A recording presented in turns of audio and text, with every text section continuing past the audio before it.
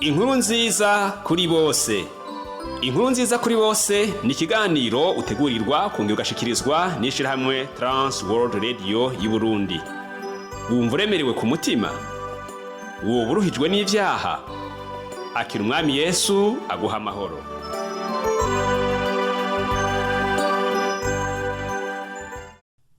Nshuti mugenzi, munywanyi w'ibiganiro by'ishirahamwe Trans World Radio y'u Burundi, muvukanyi mukunzi ikiganiro inkuru nziza kuri bose, Pastor Michel Ntamubano ndakuramukije cane, mpimbawe cane nuko ndosakanya kugira ngo duhuriye kwino nsamirizi ya Republika y'u Burundi ku murongo wa mbere, dusangire amajambo Imana yashize ku mutima.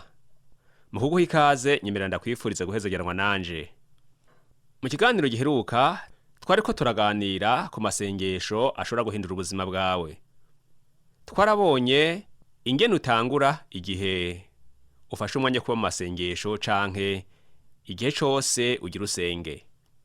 Twavuganye ku ntambuko zitatu nk'umwiteguro, nazo akaba ari kugurura umutima, gusaba ubugombe bw'Imana muri ako kanya kugira ngo igukoreshe, gusaba gutahura ivy'Imana igomba haba kuri wewe no ku handi hose Imana igiye gukoreshe. Twarabonye kandi ko usaba ko Imana igerera muri wewe ikagukoresha ibitangaza canke ibihambaye. Hamwe n'amasengesho menshi umuntu ashobora gusenga, nagusangije ubwoko bw'amasengesho butatu ushobora gusenga kandi bwikwije. Ubwa mbere nuko usenga Imana yonyene yaremye ijuru n'isi n'ibiriho byose, ariko kandi kubizera tuzi ko tubisenga mu izina rya Yesu Kristo, uwo nawe akaba umwana w'Imana kandi akongera akaba Imana muntu. Uwo nawe akaba ari umwana w'Imana kandi ko tumuzi no ku isi yahabaye ari Imana muntu, kuko atacaha yigeze akora naho yarabayeho nk'umuntu. Muri uku gusenga Imana Data wa twese uyiha icubahiro kandi ugakora ku buryo n'abandi bahiha icubahiro. Ubundi bwoko bw'isengesho ni isengesho twigishijwe n'umwami wacu Yesu Kristo, kandi hakaba n'isengesho wo kwisengera wowe ubwawe ukoresheje amajambo yawe, nk'uko twabonye akarorero kuri Yabesi. Imana nayo yama yiteguye kwishura ku masengesho yacu igihe wabikoze mu buryo bwiza, ukurikije urutonde rwiza kandi bigakora ku mutima wayo. Uno munsi naho turabandanya kino kiganiro kivuga ku by'amasengesho nyene, turabe intambuko zitandukanye hamwe n'ibisabwa kugira ngo Imana yishure ku masengesho yawe. Ariko kandi mbere ko tushika kure, umuntu yakwibaza ikibazo ati mbega vy'ukuri gusenga birakenewe? Iyo turavye hirya no hino hariho abantu babayeho batigera baja ku rusengero na rimwe canke bategamiye ku idini na rimwe. Ariko ibyo nabyo ntibisigura yuko badasenga, ariko bashobora kuba bafise izindi Imana zabo basenga zitabasaba yuko bakorana ari benshi. Naho tuzi ko mu bigo bitandukanye hari ibigirwamana byinshi abantu basenga. Dufatire kuri no majambo rero dusanga mu butumwa bw'iziko bwanditswe na Matayo igice ca 26. Turasoma umurongo wa 41. Nimube maso musenge ntimuje mu mosha mabi. Umutima ni ukunze ariko umubiri ufise intege nke. Imana ishimwe cyane. Mugenzi unyumviriza, aya n'amajambo Yesu Kristo bwiwe yivugiye. Ibiye bivuze mu gihe nawe yari yaduze umusozi gusenga ari kumwe na bamwe mu bigishwa biwe. Muri ico gihe kuri uwo musozi witwa Getsemane, yabwiye abigishwa biwe ngo bicare barindire gato, acajabuka gusenga. Yamara yajanye na bamwe ari bo Petero na bene Zebedayo. Muri uwo mwiherero rero wo gusenga, na kandi karorero keza dukwiye kubona ko hari igihe cyo gusenga uri kumwe n'abantu benshi, hakaba kandi n'igihe cyo gusenga umuntu yiherereye yagiye kure y'abandi bantu bivanye n'ibihe uburimwo. Yesu Kristo nawe rero yari mu bihe bitoroshe, kuko yari yimirije kubambwa, abambirwa abanyavyaha. Muri abo jewe narimwo, ariko umenye ko nawe urimwo. Ushobora kuba warayivuyemo kera tukavuga ngo nawe warimwo, canke ushobora kuba wewe uriko uranyumviriza ukiri umunyabyaha, ukiri mu vyaha, ariko umenye ngo Yesu Kristo yarakubambiwe. Rero hari itegeko yabahaye canke ibwirizwa rihambaye yabahaye. Yababwiye ngo ni mube maso musenge. Iri jambo rero birumvikana reko gusenga ari itegeko. Ntiyabibwiye, ntiyarihaye bariya bigishwa ba kera gihe gusa. Nuno munsi mu bice bitandukanye ijambo ry'Imana ritubwira gusenga. Na Paulo yavyanditse mu makete menshi yandikira amashengero, habwira ngo musenge ubudasiba, musenge ubudasiba. Ahari ntakavuga ngo nanje munsengere. Umuntu wese rero arakeneye Imana, canke umuntu wese arakeneye gusenga no gusengerwa. Mbere Yesu bwiwe yashishikaye yerekana n'inyungu z'uko gusenga no kuba maso. Ico gihe inyungu byari bifise yari kutagwa mu mosha mabi. Unkunze rero mugenzi, turabire hamwe ibyo no kwita nk'umwiteguro igihe umuntu agiye kubonana n'Imana, igihe umuntu agiye gusenga. Turabe mu gitabo c'Imigani igice ca 28, turasoma umurongo wa 13 n'umurongo wa 14. Ano majambo yo mu gitabo c'Imigani 28 umurongo wa 13 uravuga ngo uwupfukapfuka ibigabitanyo vyiwe ntazoronka umugisha, ariko uvyihana akabireka azogirirwa ikigongwe. 14 harahiriwe umuntu yama yiyubara, ariko uwikomantaza umutima azogwa mu vyago. Hano hari amajambo akomeye uyu mwanditsi w'iki gitabo c'Imigani avuze. Yavuze ngo uwupfukapfuka ivyaha.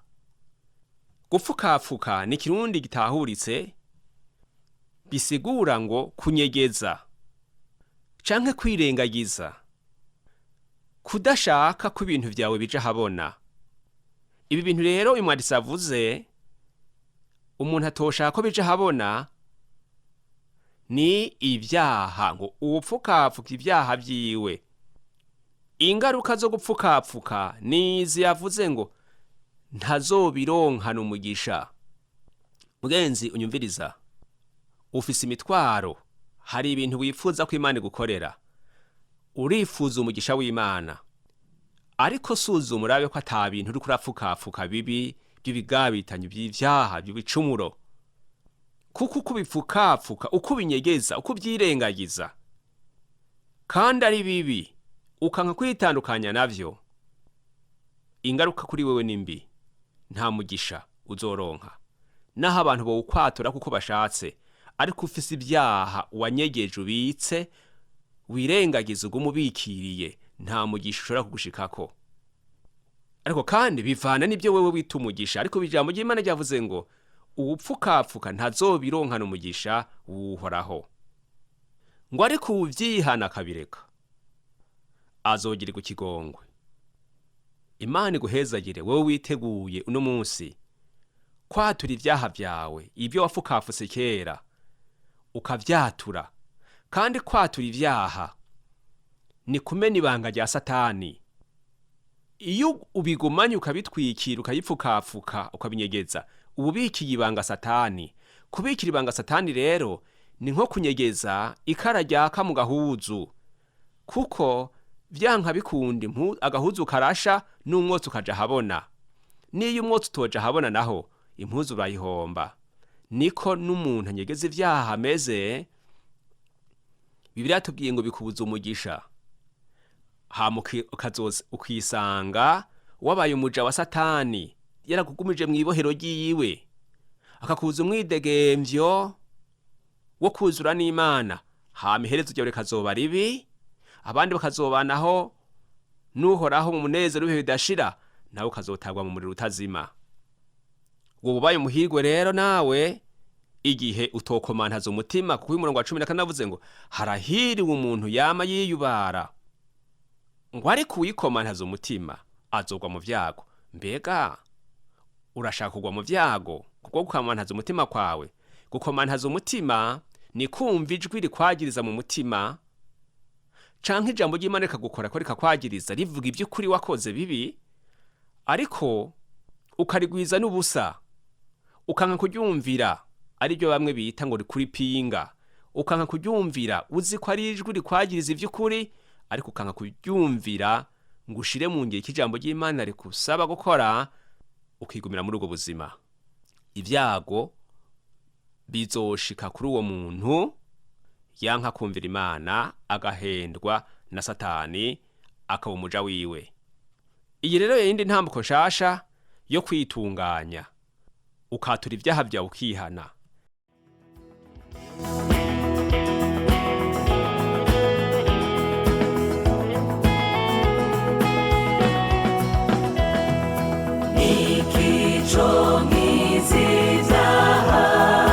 N'amaraso yawe Yesu nikiconyeza rwose, n'amaraso yawe Yesu, y'amaraso yiwe niyanyeza rwose, ntaco mpagukira n'amaraso y'umukiza.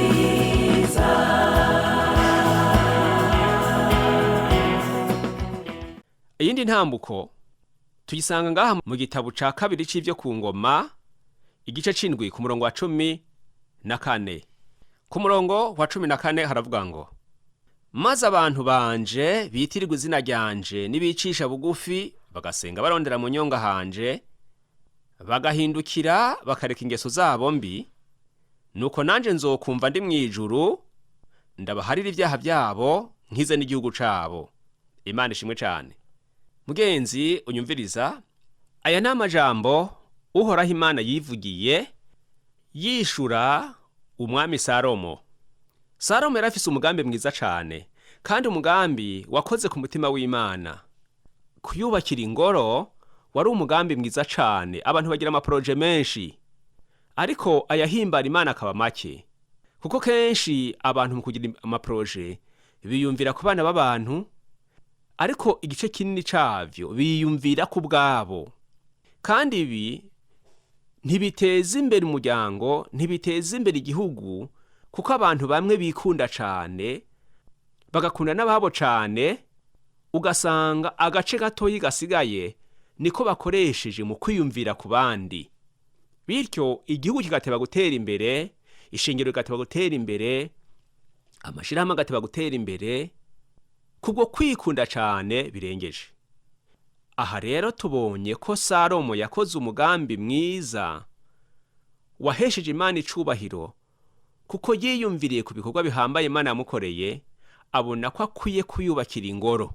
Naho ingoro Imana ikunda kurusha na cyane muri kino gihe ari imitima, umutima w'umuntu canke imitima y'abantu umuntu abajejwe, kuyubakira urusengero nabyo ico gihe Imana yarabishimye cyane. Ica imuha amasezerano, kandi muri aya masezerano harimo natwe dukeneye cyane mu gihe nk'iki. Yamara ngibi bintu Imana yatunze ku rutoki byategerezwa kuranga abantu bazoza muri iyo ngoro kuhasengera. Ica mbere, abantu bitirirwa izina ryayo. Ica kabiri, abantu bicisha bugufi. Ica gatatu, abantu baza gusenga barondera mu nyonga z'Imana. Uno munsi abantu baja mu makoraniro, bakaja ku rusengero, ariko bafise ibintu byinshi bashize ku mitima. Bamwe no kugira ngo biyerekane, abandi bagiye bafise inyungu zabo, kuronka akaryo keza ko guhura n'urundi rwaruka abo bashobora kureshanya. Uwundi akagenda kubera ko bamuhaye icubahiro, uwundi akagenda kubera impamvu zina ziriya. Bakwicara mu rusengero bakahaba mu mubiri gusa, ariko imitima yabo iciyumvira ku byo basize muhira, iciyumvira ku byo bashize hariya kure mu buzi, iciyumvira kuri business zabo, ku rudandazwa rwabo. Imitima yabo Imana ntiyibone.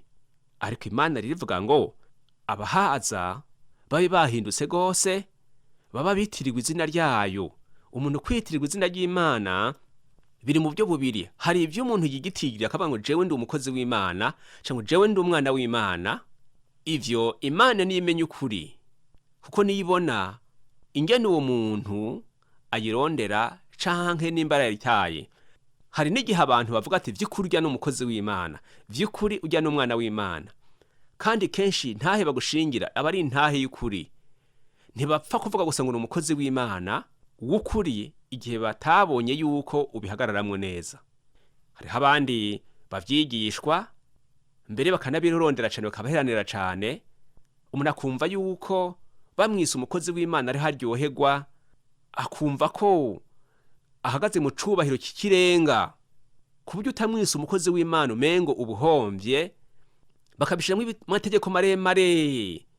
Utamwise bishop, utamwise musenyeri, utamwise revera, kumva ko umengo ubumukoroye, umengo ubumugabanije iminsi yo kubaho. Dukwiye kuba abantu bitirirwa izina ry'Uhoraho, babushitse, Imana ibera bikabishima, n'abantu babishingira intahe y'ukuri. Kandi bibiba mu gihe tugenda dufise ukwicisha bugufi mu mitima, atari ukwishira hejuru cane.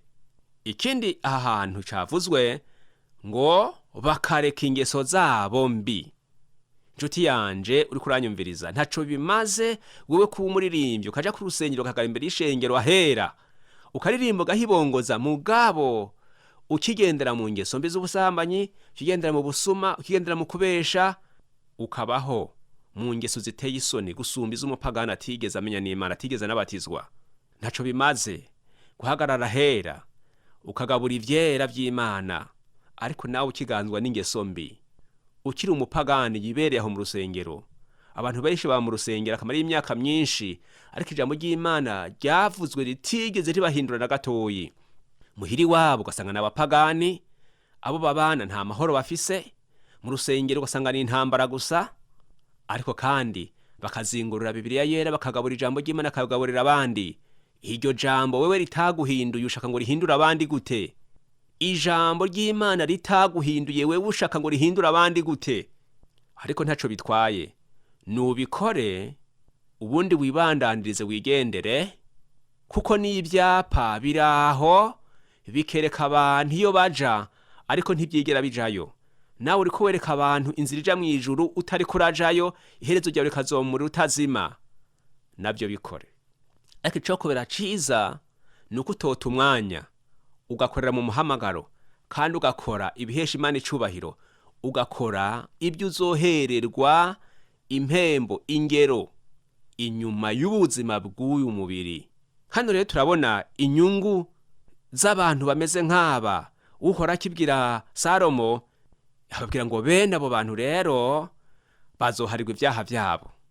Uca bugufi si umuntu agororotse gusa, ariko umunyavyaha iyo aciye bugufi bisigura ngo yemeye ibyaha vyiwe, yemeye ko ari umunyantege nke, yemeye kumvira ijwi ryo mu mutima, yemeye kumvira n'ijambo ry'Imana. Mu mutima rero hakabamwo isengesho rivuga ngo Mana ngirira imbabazi. Imana iramuharira. Iyindi nyungu ngo Imana ikiza igihugu.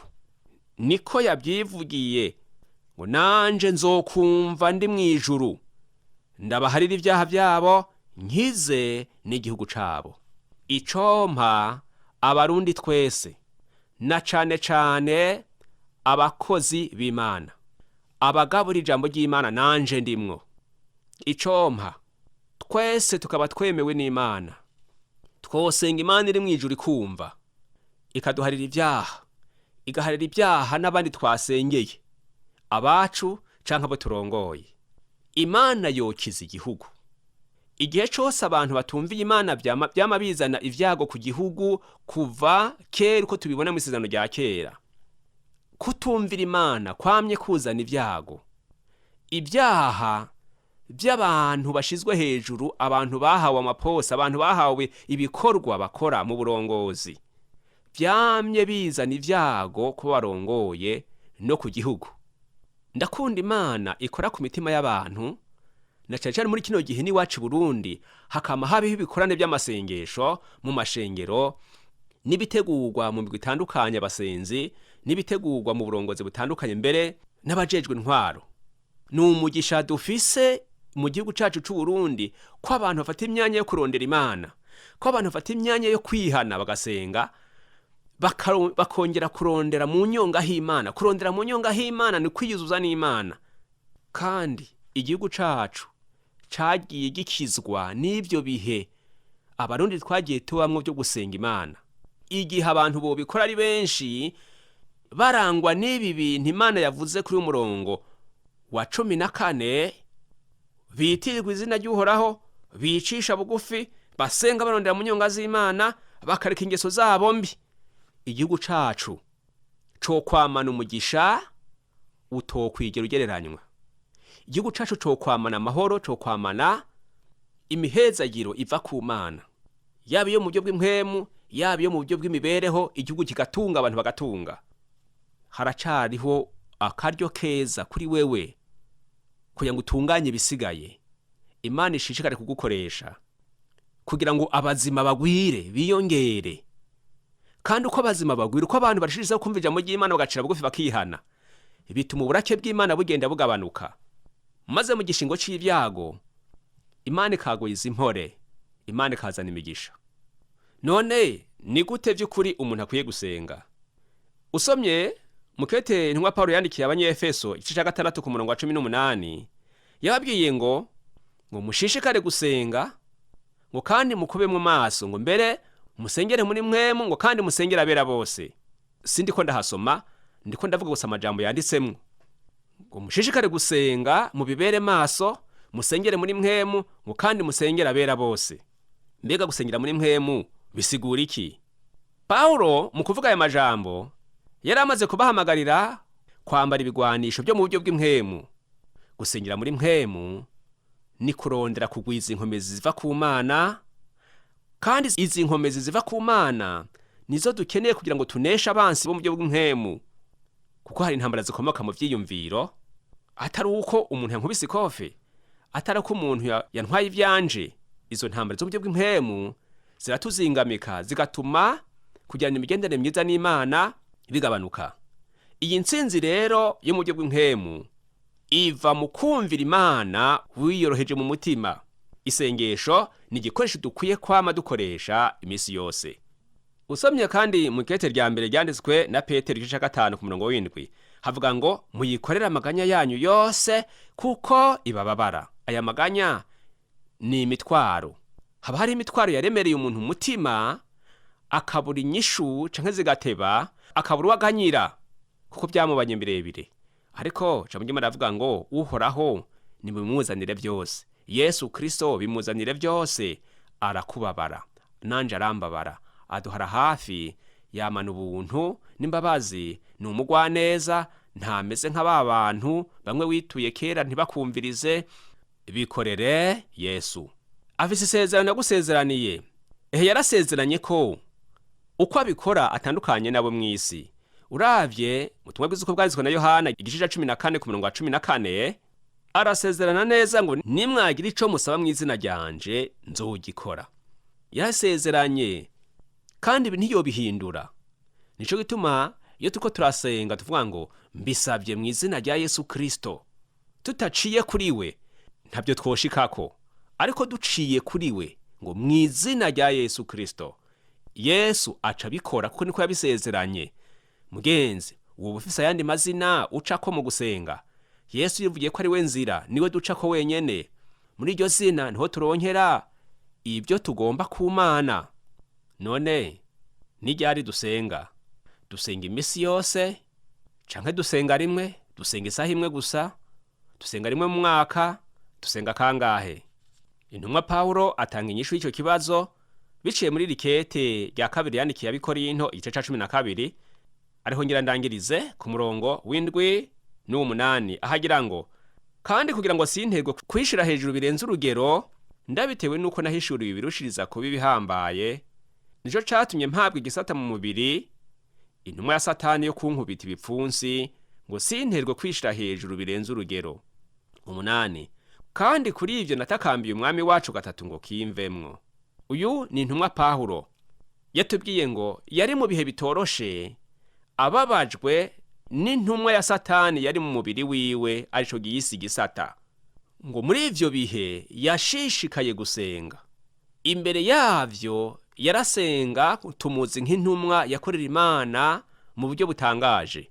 Ngo ariko n'igihe Satani yamuteza ico gisata, ntiyigeze aheba gukorera Imana, ntiyigeze adendebukirwa. Yarasenga, inyishu zigateba kuza, ariko agashishikara akorera Imana. Ico gituma avuga ngo natakambiye umwami wacu gatatu ngo kimvemwo. Wowe usenga kangahe iyo ufise igeragezwa? Usenga kangahe iyo ufise umutwaro? Dukwiriye gusenga imisi yose, kuko ikindi gihe Pawulo yongera kumandika mu makete yanditse, yaravuze ngo musenge imisi yose, musenge ubudasiba. No mu bihe bigoye byo bidushikiye, twame dusenga imisi yose, twiteze kuhoraho aza kudutabara akatugirira neza. Yasezeranye ko azobana natwe, yasezeranye ko azodutabara, ko yavuze ngo nihagira ico musaba cose mu izina ryanje nzogikora. None rero tukirindiriye ko akora, tubandanye gusenga. Igihe twabona ko bitevye ntibisigura ko atumvise. Igikuru yarumvise, kandi turindiye ko isaha yiwe igera. Bikinatebaganye, abarimwo arategura ibiduhaza kugira ngo ntidusubire kugira imihangayiko muri ico kintu twasavye. Nshuti yanje, ni ibyo nateguye kugusangiza. Ubuzima bwawe bw'amasengesho bwifashe gute? Mbega amasengesho yawe ari muyokiza igihugu? Mbega usenga gute? Ntusenga ufise ibyaha? Canke wewe wibereyeho gusa utanasenga? Canke wowe ufise izindi Imana usenga wewe? Imana yitwa umupfumu. Imana umuremyi wawe akeneye kuhindura uburyo ubayeho, ukabaho ubuzima bw'amasengesho, kugira ngo umutima wawe awunezerererwe, ube mu migenderanire myiza nayo, igukoreshe mu bwami bwayo, kandi wamuyiha icubahiro ko arico waremewe. Watahuye aho watakarije? Watahuye kutakiri mu bizigirwa? Mbega ushaka kongera kugaruka muri ubwo bintu bw'Imana? Nahawe kwaturisha akanwa kawe basi n'amajambo na makeyi, ukabwira Imana ati Mana nzima, ndagushimiye ijambo mpaye. Natahuye ko ndi umunyabyaha, natahuye ko ntakiri mu migenderanire myiza hagati yawe nanje. Ndicujije kuko numvise imburi, ndahindukiye, ungarukane ku mutima, nunyakire, ungirire imbabazi, untyorore rwose, uhindure ubuzima bwanje, wongere ungire umwana wawe, kandi unkomereze mu nzira yo kugororoka, kugira ngo nanje mbe umukozi wawe, kugira ngo igihe cyo kuba mw'isi nicyahera nzobaneho nawe mw'ijuru. Ndabisabye mu izina rya Yesu, amen. Dusenge. Mana data wa twese uri mw'ijuru, izina ryawe nirihabwe icubahiro. Ndagushimiye aya majambo wampaye ngo nsangire n'uyu muntu anyumvirije. None rero ubwami bwawe nibuze muri we, kuko akwakiriye nk'umwami n'umukiza mu bugingo bwawe Yesu Kristo. Ubwami bwawe nibutsimbatare muri we, kuko yongeye kukugarukana ku mutima yari yaraguye, none yasubiye kuvyuka. Numwiyegerezanye imbabazi, ugombere umutima wiwe mu ntambuko nshasha, umuramire, umufate ukuboko, umukomeze ku bw'ampwemu yera, kandi umugire umukozi wawe mu gihe hasigaje cyo kubaho, kugira ngo niyagodoka azobane nawe mw'ijuru. Kandi uko agiye kugukorera nawe umuhe umugisha mu byo akenye byose. Nsenze nizeye, ndasengeye uwugwaye wese ngo yakire ubushobozi buvuye mw'ijuru umukize. Impwemu mbi ziyerera zateye abantu bawe ndazirukanye mu izina rya Yesu. Amaraso ya Yesu Kristo asukwe mu gihugu cose, mu bizera bose, kugira ngo bakire ubushobozi bubakiza ingwara zose n'ibitero byose, bakire intsinzi iva mw'ijuru. Bisabye mu izina rya Data wa twese n'iry'Umwana n'iry'Mpwemu yera, amen.